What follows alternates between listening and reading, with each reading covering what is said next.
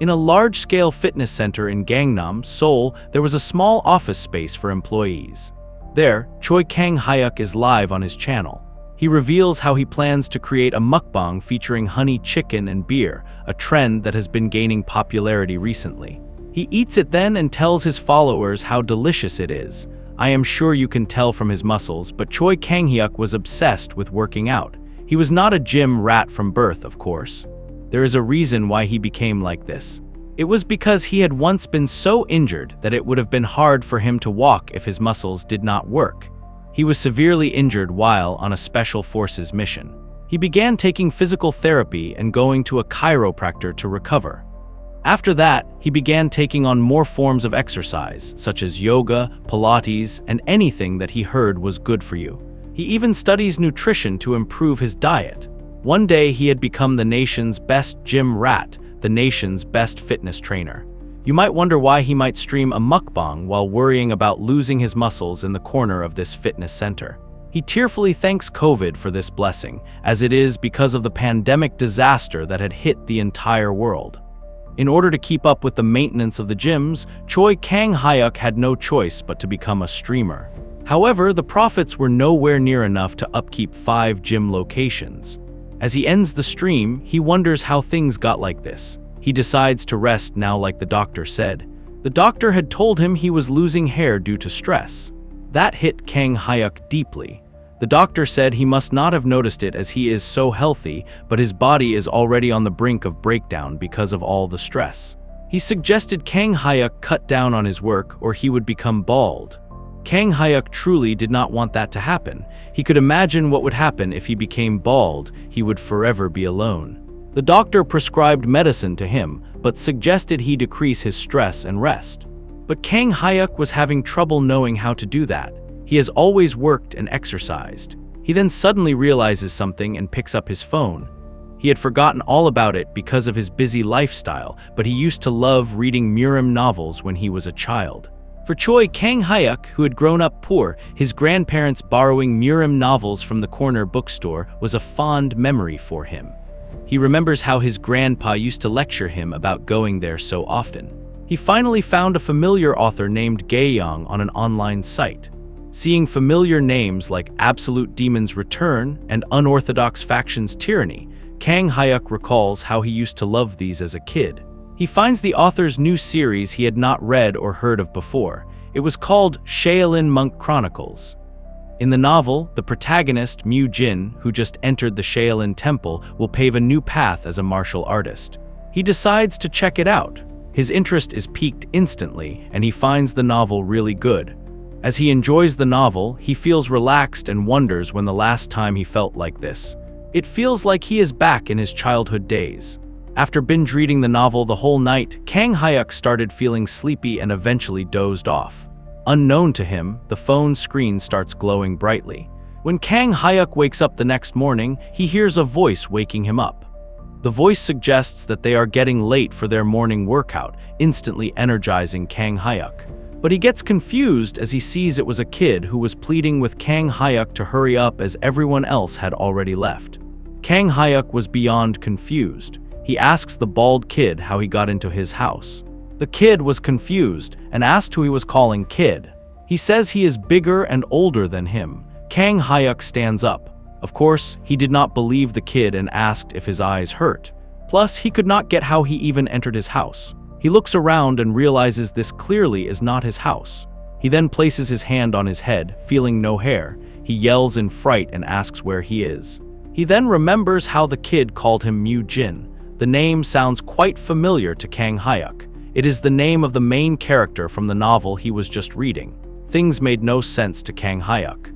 He wonders why Mu Jin is and where he is. He panics further as he sees his body and muscles are no more. He sighs in relief, reminding himself this is all just a dream. He remembers having many dreams like this back when he read a lot of novels. As the kid suggests they will be late, Kang-hyuk plays along and agrees. After calming down, Kang-hyuk thinks of the kid as adorable. He thinks that since this is just a dream, he will enjoy the situation. But he soon regrets his decision as they make their way to the training session. They were scolded for coming late to the first schedule of that day. The dream felt too real for Kang Hyuk. The instructor announces that they are going to start with a horse stance first. Kang Hyuk wonders what this horse's stance is, whether he is talking about squatting. He watched the others get into position and was shocked at the absurdity of their training. He knew they were all going to wreck their knees if they did it like that. As Kang Hyuk went through rehabilitation training, he started to do proper exercises. He knew just how important lower body and core exercises were more than anyone else's. There were times when he saw trainers who taught the wrong exercises and focused solely on upper body exercises. They are missing out on the core of exercise. That is what he thought. And now here is this ridiculous exercise unfolding before him. The problem was that their legs were too far apart. They need to straighten their backs and naturally lean forward. It is a situation that a true gym goer like Kang Hyuk cannot tolerate. He hears the instructor tell them all how the lower body is the foundation of martial arts. But he could not understand why he would ask them to do this for someone who knows that very well. The instructor keeps going on, saying if they are not able to use their lower body to maintain their balance, they will not be able to exert their strength properly in any punching or staff techniques. Kang Hyuk is beyond bewildered. He wonders what the instructor is even trying to say to these kids who do not have the right posture. Fortunately, or unfortunately, Kang Hyuk is not the kind of man to just allow others to exercise with the wrong posture, even if that means it is only happening within a dream. And so, in a fit of rage, Kang Hyuk calls them out for being ignorant rascals who do not know a single thing about exercising. All eyes turned towards Kang Hyuk, some shocked by his rebellion while others were enraged. The instructor angrily approaches Kang Hyuk and asks how dare he shout nonsense in the middle of a training session. Others call him out for making up excuses just because the training is tough. They ordered him to get into position right now. Kang Hyuk was a bit taken aback. He wonders if it is because this is a martial arts novel that he can sense energy from their shouts. Even so, he knows he needs to say what needs to be said. Not backing down, Kang Hyuk says he simply pointed out that something was wrong. He is determined not to back down from mere intimidation like this. It was way easier for him as compared to dealing with a horrible gym member. The instructor reminds him that he is a Shaolin disciple and asks if he is asserting the training of Shaolin is wrong. His words make Kang Hyuk excited, as the dream seems too realistic now. He decides to play along and speak like a martial artist would. Kang Hyuk replies in affirmation. He suggests that if they keep training with this current method, they will injure their knees and suffer greatly in their later years. The instructor furiously says that it is just an excuse made by those who are weak. Kang Hyuk points out that martial arts are for the weak to train their bodies and minds. But the instructor is saying this is not something that we can learn, calling it a contradictory statement. Before the instructor can come up with a suitable reply, another one approaches them. He states that the way Shaolin trains is different from what Kang Hyuk has mentioned. They train in martial arts so that they can improve themselves and achieve enlightenment. Kang Hyuk scoffs amusingly. He asks if the instructor is saying that Shaolin is a place where the weak cannot achieve enlightenment. The instructor clarifies that it is not what he means. He explains that they train their bodies in a harsh manner so that they can train their minds. He elaborates that the mind of a human is weak, they seek comfort in times of difficulty, and evil thoughts invade their minds easily. Hence, they train their minds in advance so that they can endure and make it through such times. Kang Hyuk mutters how training their mind is only needed when they are young. The instructor asks what nonsense he is suddenly spouting. Kang Hyuk points out how the instructor said that to train their minds, it is okay to damage their knees when they are young. After they grow old with a damaged body, they will not need to go through tough times like that. He asks if it means they will achieve enlightenment if they suffer a little while they are young. Whispers filled the air while the instructor grew more tense. Kang Hyuk points to a monk and wonders aloud how much he has gone through for him to still be unable to achieve enlightenment at such an old age. Everyone turns speechless at his bold words. The instructor couldn't believe a young brat dared to say that to the first-class disciple Hai Jung. As expected, Hai Jung was furious. Kang Hyuk turns nervous. The first-class disciple approaches Kang Hyuk, saying he has heard everything. Ha-young says that he agrees with the second-class disciples and that the martial arts of a Buddhist group are usually used to train oneself. That means it is just a tool to reach enlightenment. However, he points out that their martial arts are different. Upon asking what is different, Ha-young replies that their martial arts are used to rescue the masses. They use it to protect them from evil and demons that harass them. Kang Hyuk scoffs and asks if he is saying they are doing training that will damage their knees so that they can protect the masses. Ha-young stares at the kid hard. Hae-jun knew if they left him be, there was a chance he would bring about a bad influence on those around him. But he is also aware that the grown-ups of a Buddhist group cannot punish a new and young monk personally. In that case, he decides to use another method. He tells Kang Hyuk to prove if he truly thinks the training methods of Shaolin are wrong. He asks the first-class disciple how he would like him to prove it. Hae-jun guesses that since their training is wrong, that means he knows the correct way to train. He asks Kang Hyuk to try to win against those who have learned by the Shaolin training method if he is right. Kang Hyuk turns nervous and asks who he will be up against. Hae-jun says it will only be fair if he fights against someone who joined them at the same time as him.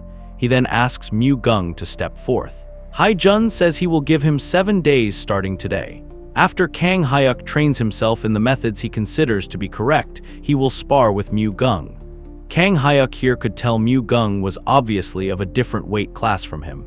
Hae-jun was clearly not focusing on fair terms. The first-class disciple just wants to keep him pinned down while leaving him no room to complain or talk back by using someone who joined at the same time. What a horrible senior he was. Hae-jun was pleased with the situation he had manipulated, certain that the kid would not be able to say anything more. To his surprise, the kid agreed to the deal. Kang Hyuk was confident in winning against the other kids. Hae-jun then leaves, telling others to continue with their training. Mu-yul suggests Kang Hyuk go and apologize to the monk, but he soon gets back into training when told to. Kang Hyuk, or rather Mu-jin, starts training in his own preferred way. As he does squats, he remembers being scolded by the instructor for doing different exercises. Mu-jin told him he got permission from monk Hae-jun. As he does squats, he tells the others how their knees will be goners if they keep doing that. He continues making criticizing remarks while the others try hard to ignore him. Mu-jin, who had trained for about 2 hours since early morning, was ready to get the nutrition he needed. Little did he know about the huge impending problem he would soon face. He stares at the meal of Buddhists before him, consisting of only vegetables. He realizes they are vegetarians. While being a vegetarian is natural in a temple, Mu-jin was taken aback because he had not thought of it. All he wanted was his usual protein. He furrows his brows as a sudden realization clicks through his brain. Why on earth can he smell the food when he is dreaming? Plus, it smelled pretty good even though there was nothing but vegetables on the plate.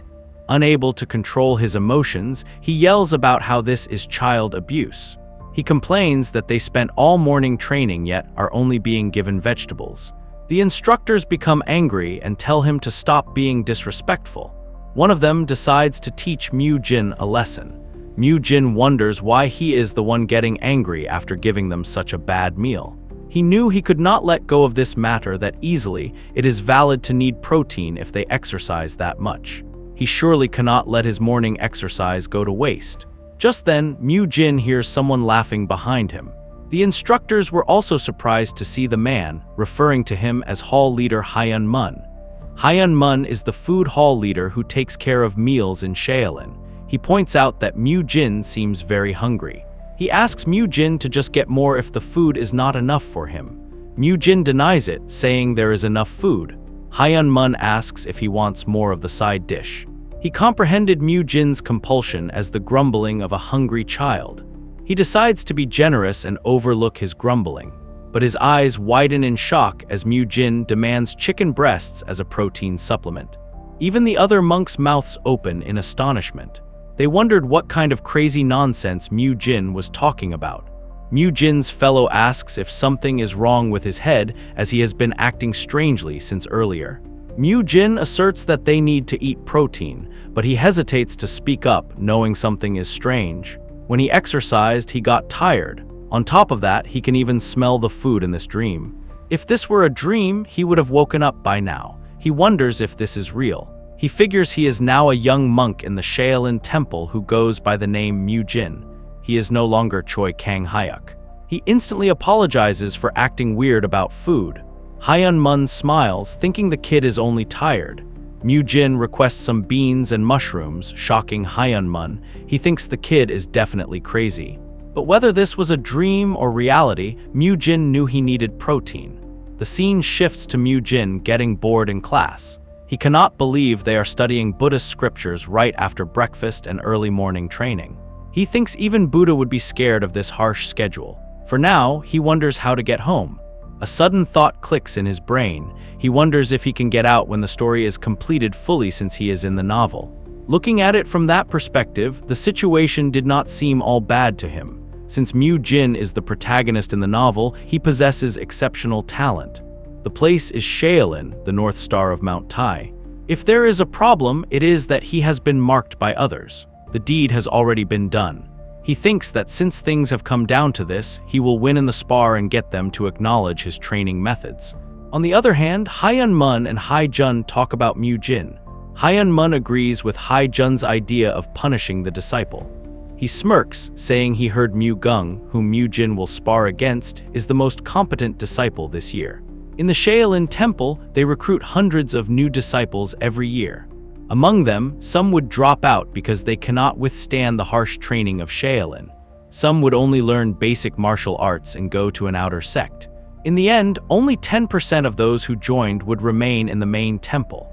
That is why, in this period, the first-class disciples, or the elders, would usually not know the names of the new monks. Mu Gung was one of the rare few cases.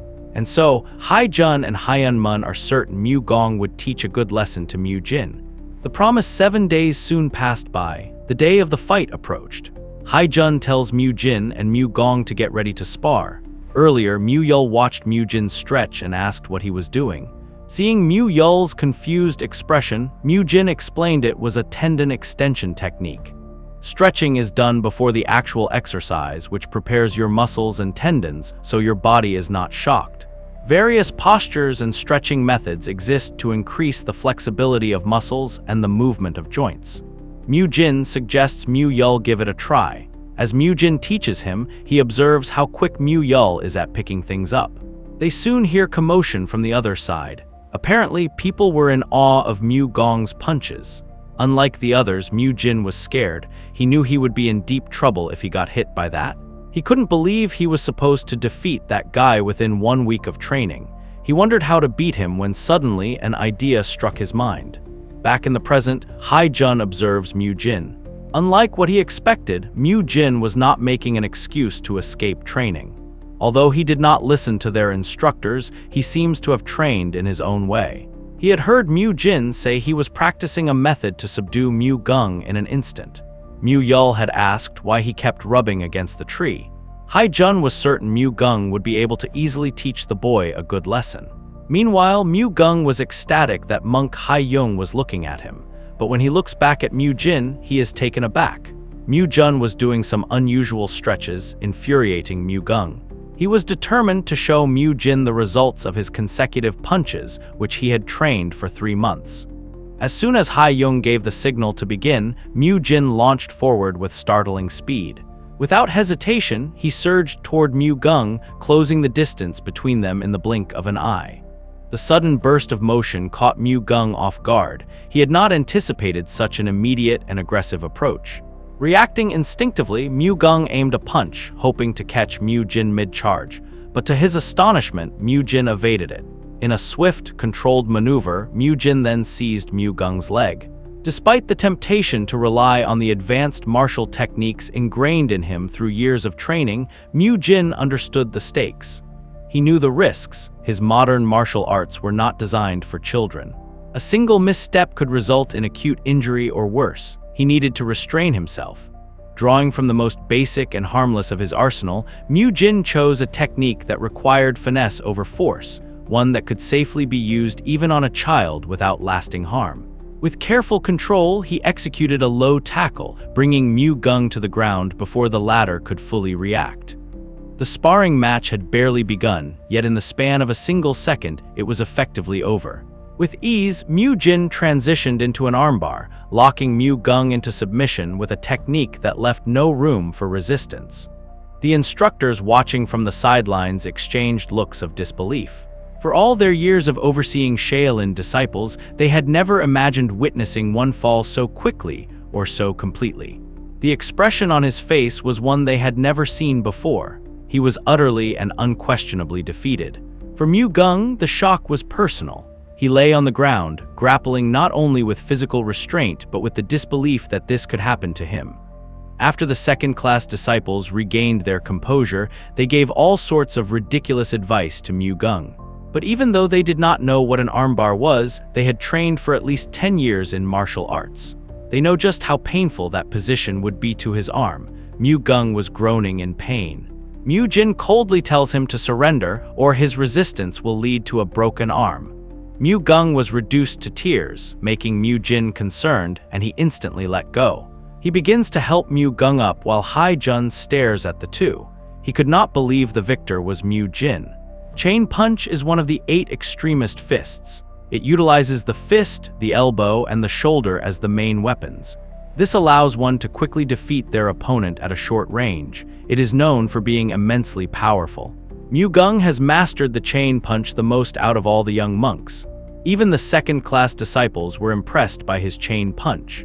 But this morning, his brilliant Chain Punch was pathetically lost without even proper resistance to some strange young monk who uses weird techniques. He cried, saying that this is unfair. Upon asking, he says that Mu Jin charged at him as soon as the spar began. Plus, he attacked him with some strange technique that was not Chain Punch. He yells that he can win against anyone if it is a fair fight. A bit taken aback, Mu Jin agrees with him and hypes him up. The angry instructors approached the two. They coldly say that Mu Gung is right. It is a given that one would use Shaolin's martial arts when sparring in Shaolin, but Mu Jin has broken that rule. Mu Jin stares at them in shock, wondering what kind of ridiculous ideology they have brought up. Upon asking why he did not use the Chain Punch, Mu Jin explains the fight would have dragged on forever. If that had happened, they would have both gotten severely injured. Therefore, he prioritized the essence of a duel, which is to take down the opponent. He points out that he made Mu Gung cry, but he was able to take him down without a single physical injury. The instructors could not believe that Shaolin's Chain Punch technique was so easily defeated by some new, untrained kid, and his strange technique at that. They knew Mu Gung lost, but were refusing to acknowledge that.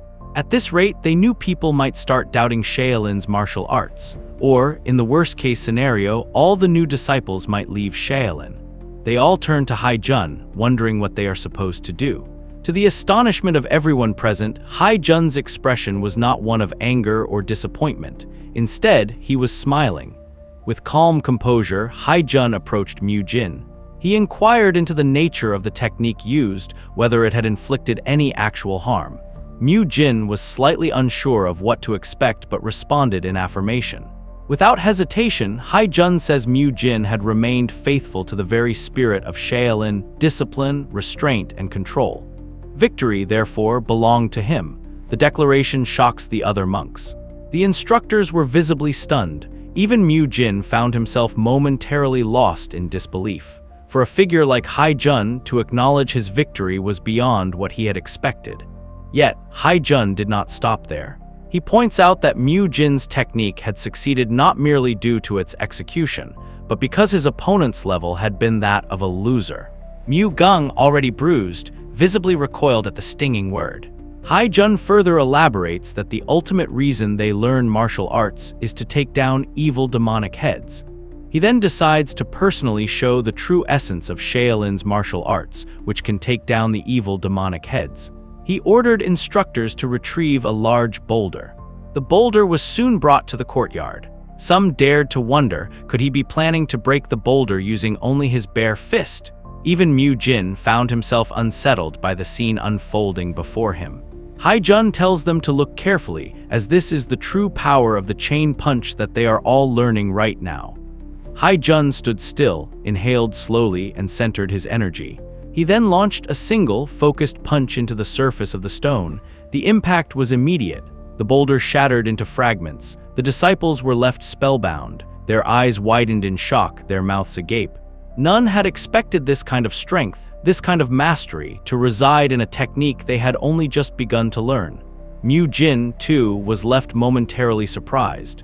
He turns excited, knowing that this is real martial arts. Images formed in his mind. Just one impact is enough to break open a mountain, one swing of the sword can bring down hundreds of enemies, and one punch is enough to explode the enemy. Yet as his admiration surged, so too did confusion. Mu Jin turned back to Hai Jun. He reminded Hai Jun how he said the point is to overpower the enemy without harming them. Confused, Hai Jun affirms. Mu Jin then points out that he broke the boulder to pieces. Mu Jin seemed to have raised the unspoken question as heavy silence settled over the training hall. Hai Jun later meets with Hyun Sung, one of the hall leaders. After hearing about Mu Jin's victory, Hyun Sung said the kid was not ordinary. Hai Jun agrees, saying that the kid is rather arrogant, but he trains the chain punch the hardest out of all the young monks. Hyun Sung points out that Hai Jun is worried that the kid is training the chain punch to try and figure out its fatal weak points. Hai Jun hesitatingly agrees. Hai Jun worries that the kid might be a spy for the unorthodox alliance or perhaps the demonic cult.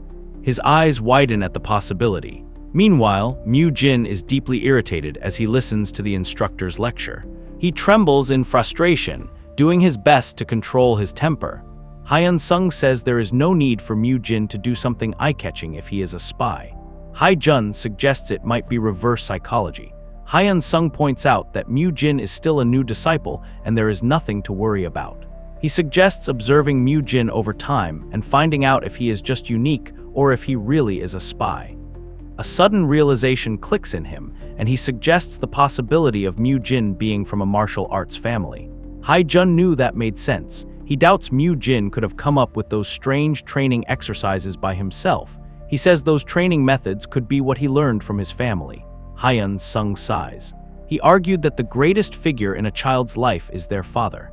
He says Mu Jin might just want to prove that his father's teachings are better than Shaolin's, which has been around for more than a millennium. Mu Jin would have passed out if he heard about how ridiculous their conversation was. Hyun Sung adds on, saying that since Mu Jin defeated Mu Gung, he will become more arrogant. He wonders aloud what they should do about him. Pondering for a while, he suggests they leave him to the Bayob gang. Hyun Sung was surprised and asked if he meant the one who was in the disciple court. Hyun Sung tells him not to worry, as Bayob gang has volunteered to join the Arhat Hall instead. On the other hand, the instructors were making their way back to their bedchambers after a good workday. But as they witnessed Bayob gang exercising, they decided to skip their usual path and take another one. They referred to Bayob gang as Mad Dog and wondered what he was doing here. One of the instructors revealed that he usually trains late at the training ground. So, what is he really doing here? Another instructor points out that he is practicing horse stance. They begin to chuckle and say that they all know why he is called the Mad Dog.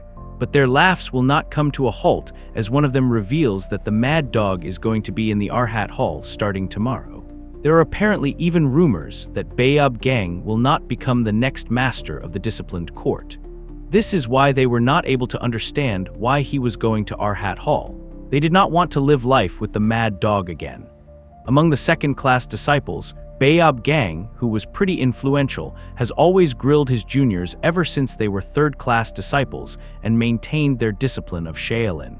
One of the men reveals that Bayob gang said he was going to join all the halls and courts to learn about the rules of Shaolin before going back to the disciplined court. The others say that this is expected of the rules fanatic. He lives and swears by rules, after all. That is why, despite being scary, he is worthy of respect. The rules fanatic Bayob gang has worked hard to be a role model for the rest. It is because he does not think it would be correct to ask others to follow the rules if he is not able to follow them himself. Obviously, he also spent way more time in basic training than the others. After training without much rest, his knees underwent brutal training. If he does not use internal energy, he will experience so much pain that even walking would be tough. That is how damaged his knees are right now. However, Bayob gang did not care. He believed that basic training is both physical and mental training. He had considered the pain that came with the training to be a part of training his mind. And he just finished practicing horse stance for more than 30 minutes. He reflects on the new kid, Mu Jin, who has been labeled as the problem child, but is also recognized as a promising disciple of the Arhat Hall. He is determined to teach the young monk the proper mindset that a Shaolin disciple should possess. The next morning, all the monks were shocked to see Baeob Gang and asked what he was doing there. It appears that he will be joining our Arhat Hall instead, so he will be working with them from now on. Mu Jin looks at him and is impressed by the guy's body. To him, the Baeob Gang looked like a soldier, but he notices the weird and tense expressions of the other instructors. As for the young disciples, they had no idea who he was, while others were fearing him. Mu Jin saw what was happening and figured out their situation quickly. Baeob Gang must be the disciplinary second-class disciple, but he does not care about that. The morning training commences, and every disciple begins to practice the horse stance. Baeob Gang believed that in order to guide someone, one must find out the exact problem. If you know the enemy and yourself, you will win every single battle. Because he knows he needs to know the problem's root to treat it accurately. And so he began to observe Mu Jin closely. He watches Mu Jin practice in his own way. His legs were spread wider than his shoulders, his back was straight while he was keeping his rear outwards, and his toes were facing forward. He tries to reenact his posture. He also copies Mu Jin's way of breathing after each movement and breathing out when he gets up. After a while, Baeob Gang realizes that it is not any different. He still feels the same pain as when he does the horse stance. He guesses this is all a trick to escape training. Before he can begin to teach Mu Jin a lesson, his thoughts are disrupted by the boy himself. Mu Jin points out that is not how you do it. Baeob Gang turns confused. Mu Jin says that his posture is wrong. Mu Jin internally groans when Baeob Gang asks what is wrong. He now must teach the man from A to Z. He does not know why Baeob Gang is trying to copy what he is doing, but every time he bends his knees, he can hear his knees popping. His body is basically screaming that his knees are damaged. Therefore, as a trainer, Mu Jin cannot ignore this. He is reminded how the man is supposed to be the disciplinary master. He guesses it would be really good if he had him by his side. It will make his life easier in this place by winning him over since he has authority here.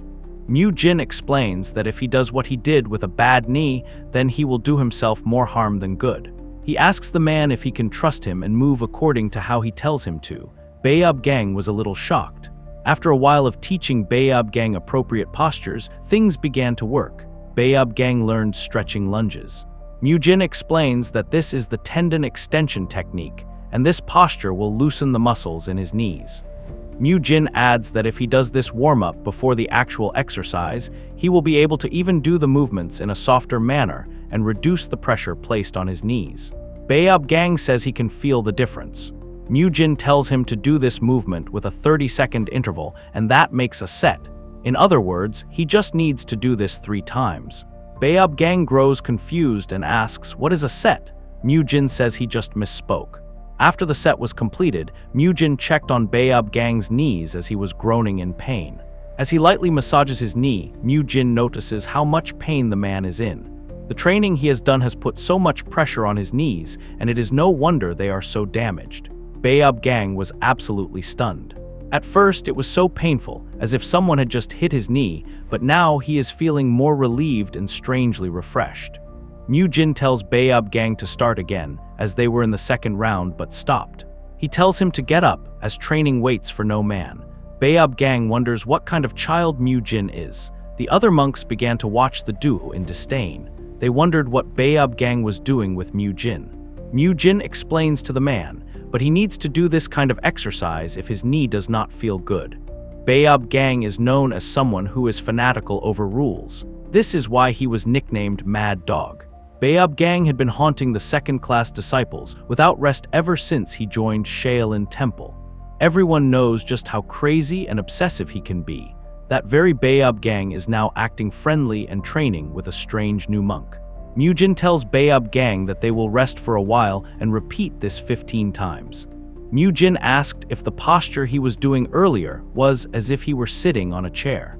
Baeob Gang agrees and mentions how Mu Jin said he should not do that just now. Jin says that is because his knees are currently in a bad condition. He needs to bend his knees slightly to reduce the pressure put on his knees. Jin says he will summarize it and tell him the sequence of the exercises, to which Gang agreed. Jin says he should first bend his knees slightly and slowly sit down. Then, as he sits down, he must avoid exerting strength from his knees. He should exert strength only from his thighs and rear. Then, just like step 2, you would only exert strength from his thighs and rear when standing up. Gang follows the steps and says he feels fine. Gang was beyond surprised as he definitely felt less pain. Jin suggests moving on to his calves now that 3 rounds of exercise have been done. Jin was an experienced personal trainer in real life. He knew that members that looked like soldiers, unlike their fierce appearance, were weak to friendly people. Jin employs the same tactic as Gang, praising him for successfully correcting his posture and noting that it is to be expected from someone who exercises regularly. Gang chuckles in response, mentioning that he has been a member of the Shaolin Temple for 18 years. The instructors were shocked. They wondered if the man really went mad because they kept calling him Mad Dog. On the other hand, Jun could feel his blood pressure rising. He had such a headache that he decided to ignore the 2 of them for now. The meeting terminated, and it was breakfast time. Jin guides Gang to do what he just taught him.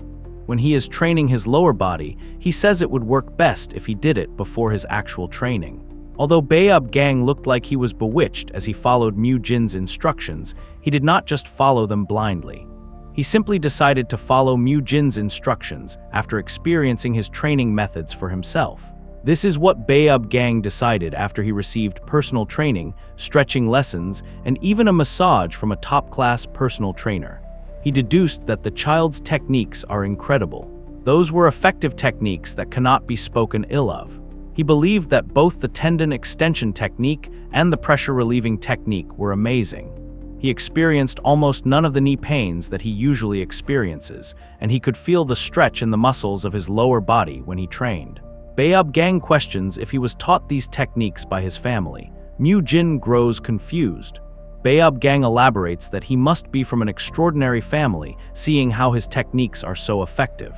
He says he was told that those techniques were passed on within Jin's family for generations.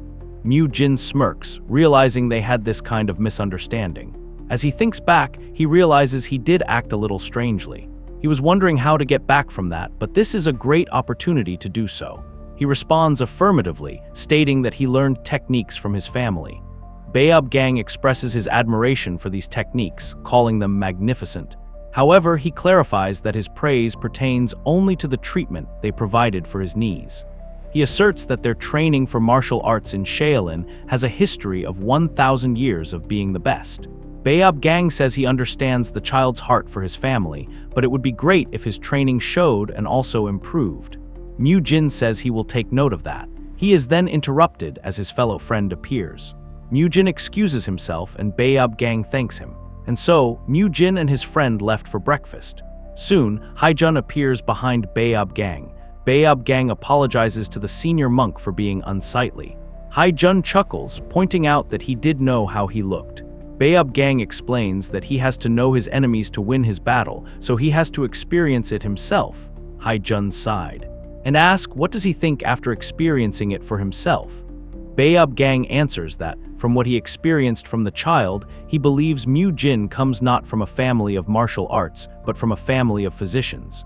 Upon asking why he thinks so, Gang discloses that his knees are in pretty bad shape from harsh training. Jun was shocked and asked why he did not say anything up till now. Gang said he did not want to worry his seniors and elders, and most importantly, he did not want to show his juniors his weak side. Even his juniors, who have trained alongside him for over 10 years, have not realized that his knees are in poor condition. But it was Jin who first noticed. He explains that Jin taught him exercises that did not strain his knees. Jun grows frustrated and wonders what to do with the child. He says that because of such a talented child like him, the training of Shaolin is about to collapse.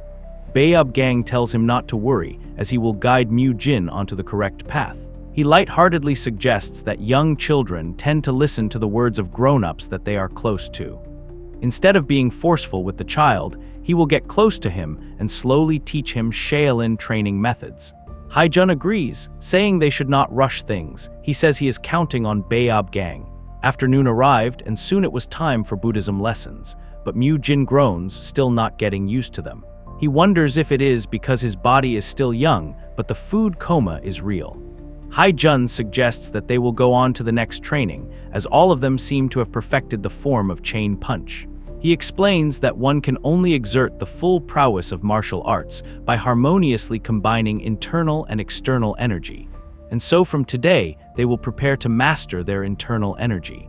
2 second-class disciples came forward for the demonstration. The young disciples are told to assume the lotus position they have learned. Mu Jin wonders what that is. Soon, everyone gets into position, making him remember the posture. Haijun tells them to close their eyes and focus on their breathing. He tells them to breathe in as deeply as they come through their walls. After that, they allowed the air they had breathed in to pass through their nostrils and throat. They should then keep breathing until it reaches their energy core. Mu Jin was beyond ecstatic.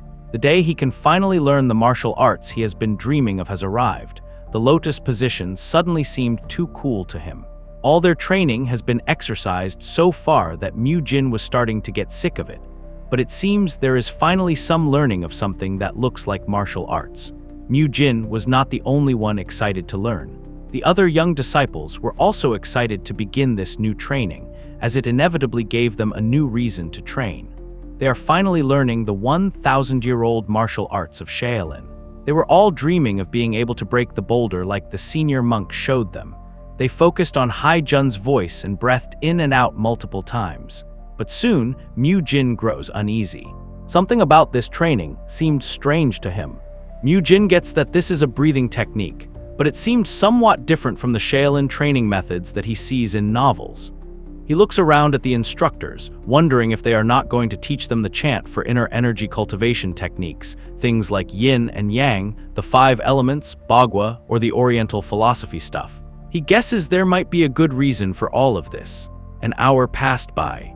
Mu Jin, who had been tackling all the training methods of Shaolin up until now, had been doing his best this time as well to follow all that he was told to do. It is because he was excited while thinking he would be learning real martial arts. He wanted to acquire inner energy. It was the source of power that allowed a human to split a mountain and fly in the sky. Mu Jin assumed he would be able to obtain inner energy, a transcendental power enabling him to do all that. Therefore, he was beyond happy to learn the technique, which was the epitome of Murim novels. All of this was what he had only been reading in novels. Soon, the instructor tells everyone to open their eyes. The instructor then explains that the energy circulation technique they just learned is a basic breathing method that allows them to feel the energy and accumulate it within their body. It is because they need to be able to feel energy before they can perform inner energy cultivation techniques. He further argues that they should be able to practice the energy circulation technique whenever they are free and practice hard so they can feel the energy. Hearing this, Mu Jin gets disappointed. He cannot believe they are making them start with basic breathing techniques again. Their point is that they should be able to sense energy first in order to gain inner energy. He gets cut off from his thoughts as the instructor gives him a notebook. Mu Jin questions what it is. The instructor responds that it is the book that the second-class disciples are giving out now and has images of human meridians. Haijun says there is no need to memorize the whole book and they should just memorize the main meridians. He says they can use it when they're circulating their energy or use it to subdue their opponent. Mu Jin grins in excitement. Meridians are passageways where energy flows within the body. Energy is not the only thing that flows in them, inner energy does as well. Due to that, understanding the meridians is needed for learning martial arts. Haijun reveals that they will now be teaching the disciples the names and the locations of the meridians.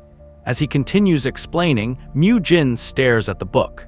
He hopes to memorize all of this by today. Later that evening, he ponders deeply. The disciples were told that memorizing the meridians and practicing the energy circulation technique would help to accumulate energy. Once they are familiar with the energy circulation technique, they will be able to learn Shaolin's enlightenment cultivation technique. Mu Jin knows that means he could try out some moves right after he masters the energy circulation technique to a certain extent. He gets cut off from his thoughts as he sees Baeob Gang exercising. Baeob Gang reveals he has been trying to train more after Mu Jin's exercises have been quite beneficial for his aching knees. But Mu Jin was not pleased. He could practically hear the man's joints creaking.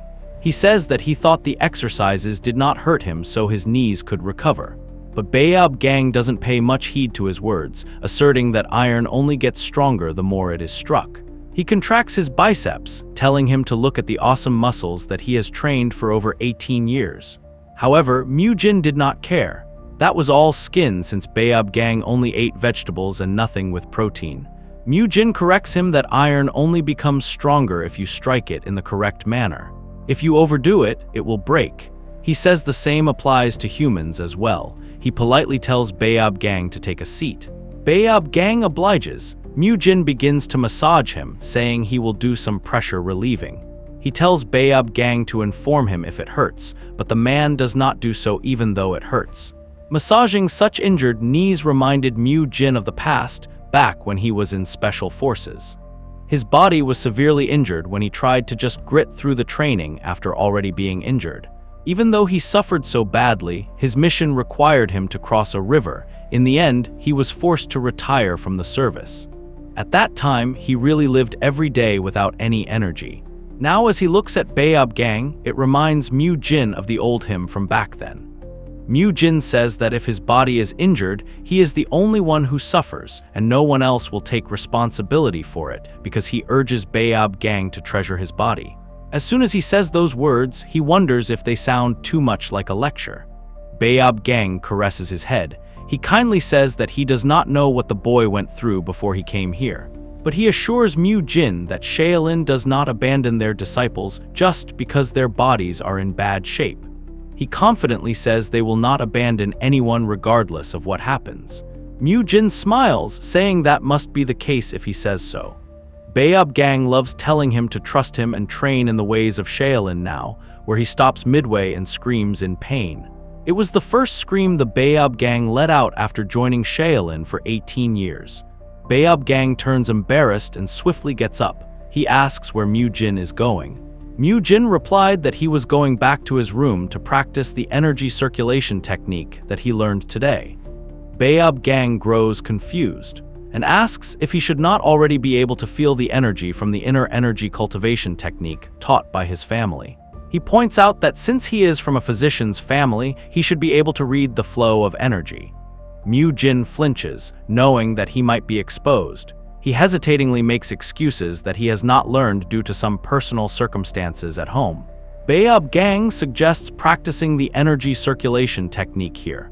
He says he was also thinking of circulating his energy after he is done with his training before he goes back to his room. He suggested they train together then. Baeob Gang smiles, saying Mu Jin might be able to sense energy more easily if he circulates his energy beside him. Mu Jin found the deal convincing enough.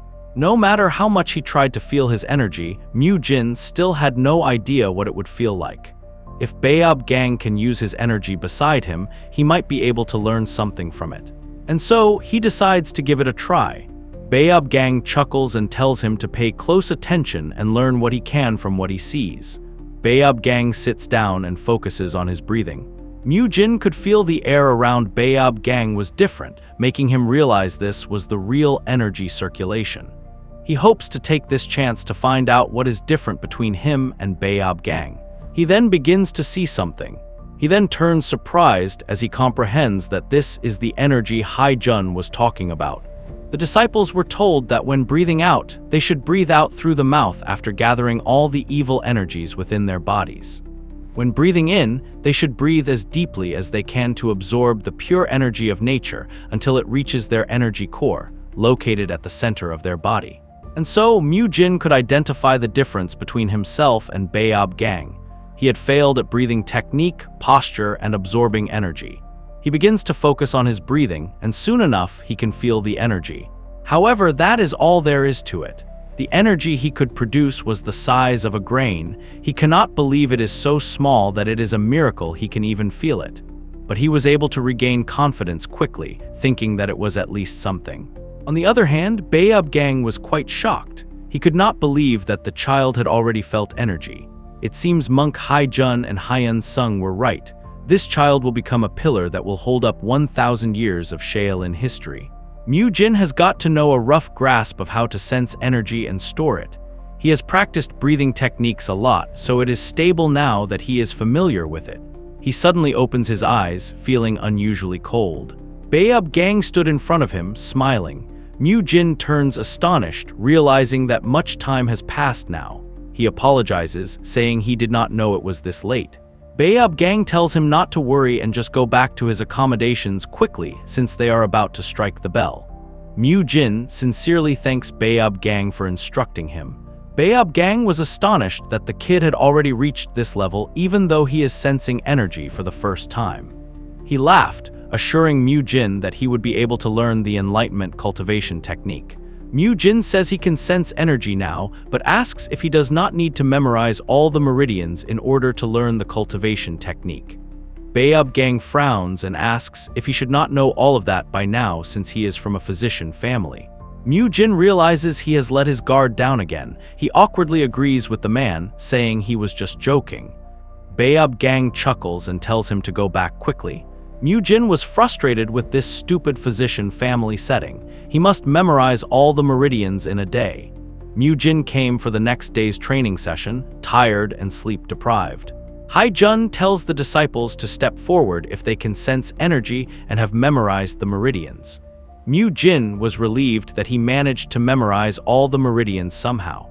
And so he steps forward, feeling good to be one of those that did so. But he looks around in surprise, seeing that a few had stepped forward. Mu Jin wonders if sensing energy is something that is simpler to do than he thought. Haijun says he will tell them the next step now. Mu Jin was confused. According to the novel's setting, Mu Jin is supposed to be an exceptional genius. Therefore, he wonders what is happening here. Haijun shows the disciples the basics of the Shaolin cultivation technique book. He says it will not take long since these are the basics. He says he will teach them slowly from simple steps.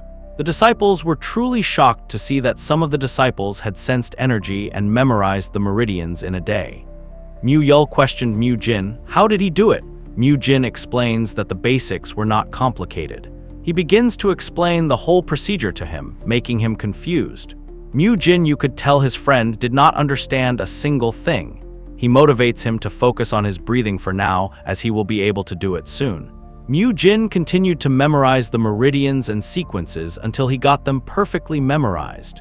He memorized the basic martial art of Shaolin, the enlightenment cultivation technique. He could feel the energy filling up faster. He cannot believe he is learning about the inner energy that he has read about in novels. He could feel himself growing, which made it fun. It felt nice to be the protagonist. Mu Jin's training progressed smoothly. His training is interjected as Mu Yul approaches him with a motionless boy on his shoulder. This surprises Mu Jin. Mu Yul assures him that it is not a corpse. He says it is Mu Kyung who joined Shaolin earlier than him. Mu Jin asks why he is carrying him and dragging him around. Mu Yul says he needs to get him up, but he is completely out of it. Mu Jin observes the monk. He points out that the dirt on him is obviously caused by Mu Yul. But there was a strange bruise on Mu Kyung's body as well. It looks like someone beat him up. Mu Jin also notices a lot of other bruises on his body. As he ponders further on the situation, he realizes that Mu Kyung's name sounds a little familiar. He was tall, scrawny, and looked gaunt, unlike the other kids. He looked like a scarecrow with sunken cheeks. Right now, this is the image of him that Mu Jin barely remembered in passing, but the memory that he had remembered was something else. It does not recognize his face, but his name is strangely familiar to him. It is like he has heard it before. Mu Jin could not recall the reason why Mu Kyung's name sounded familiar, no matter how hard he tried. However, he understood that this was not the most pressing concern then. Mu Yul asked why Mu Kyung had been beaten up. Mu Jin guesses he might have an idea. He smiled, saying he knew someone who would know about it for sure. He says that since Mu Kyung joined earlier than Mu Yul, you need to find someone who joined even earlier than him. And that is Mu Gung. And so, the two approached Mu Gung, who asked, "What is it?" Mu Jin was certain that Mu Gung did not do this, as it would be a relief that Cry Baby had the guts to beat someone up like this. He suggests Mu Gung would know what this place was like before they joined. And thus, they made their way to Mu Gung. Mu Yul accidentally dropped Mu Kyung, making them all speechless. Mu Gung questions if he just ended him. Mu Gung coldly asks why he would waste his precious training time on them. Mu Jin was annoyed by his attitude. He reminds him that he is their senior. He asked if their training is more important when he has a junior who is severely injured. Mu Gung grits his teeth, pointing out that Mu Jin is also his junior. Mu Jin provokes him by mentioning that he was beaten up by a junior. Mu Gung argues that this happened because he let his guard down at that time. His carefree attitude infuriates Mu Gung, and he tries to punch Mu Jin.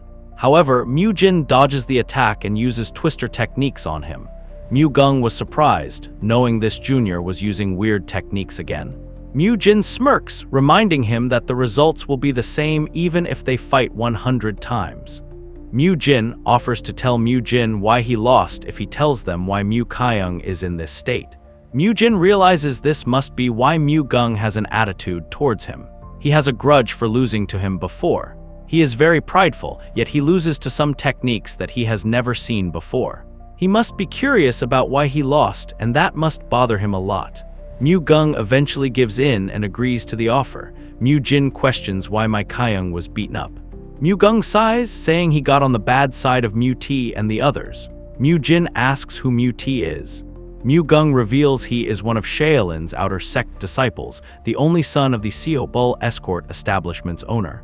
He reveals that Mu Kyung's father is the porter of the establishment. Monk Haijun was trying to recruit Mu T into the main temple but discovered Mu Kyung's talent when he was there. Thus, he brought him together with Mu T here. The issue is that Mu T perceives Mu Kyung as trying to surpass him, even though Mu Kyung is the son of a porter. As a result, Mu T has begun to bully Mu Kyung, viewing him as an annoyance. Mu Jin finds the ordeal crazy. Mu Gung says it cannot be helped as Mu Kyung's father is working for Mu T's family. And so, he cannot even tattle on Mu T. Mu Jin was beyond furious. He could have understood if this place were a normal school, but this place is the Shaolin Temple, where they teach the ways of the Buddha. Enraged, he asks Mu Gung what he has been doing all this time, pointing out that he has the greatest influence among them. Mu Gung was taken aback and asked what he could do. Mu Jin says he is the strongest and can protect Mu Kyung. Mu Gung says there are 3 bullies and he cannot take all 3 of them. Mu Jin says Mu Yul told him he is the strongest. Mu Gung turns shy. He says that might look like the case in Mu Yul's eyes because the 3 bullies do not take their training seriously as they are outer sect's disciples. The martial arts of an outer set family naturally use Shaolin Temple martial arts as the base. So, Mu Jin deduces that Mu T must probably have already learned the basic martial arts of Shaolin. Therefore, he does not take his training here seriously. He wonders if he was one of those who stepped forward with him. Mu Kyung soon wakes up, wincing in pain. He wonders aloud where he is. He sees the 3 monks and screams in fear, crawling backward. They tell him not to worry as they will not hurt him. Mu Jin calmly explains to him that he heard about his situation from Mu Gung. He was surprised to see Mu Kyung totally avoiding people out of fear and wondered what to do with him. Mu Jin wonders just how badly was he beaten and bullied for him to become this scared. He cannot believe school violence is taking place even in the Shaolin Temple. Since his father is working for Mu T's family, even if he wants to talk to Monk Haijun, he is worried that it might cause more harm. Mu Jin wonders if there is no way to help him. An idea suddenly strikes his mind. He tells Mu Kyung that he might be able to help him. He explains that those guys who have been threatening him with his father should report all of them to Monk Haijun. Mu Kyung asks if he is teasing him, saying there is no way they will let his father off. Mu Jin grins, saying that is also simple. He states that the situation will be resolved if he becomes a disciple of the main martial group. A main martial disciple is someone who has been accepted into the main martial group and continues their training there. Outer sect disciples usually stay outside of Shaolin.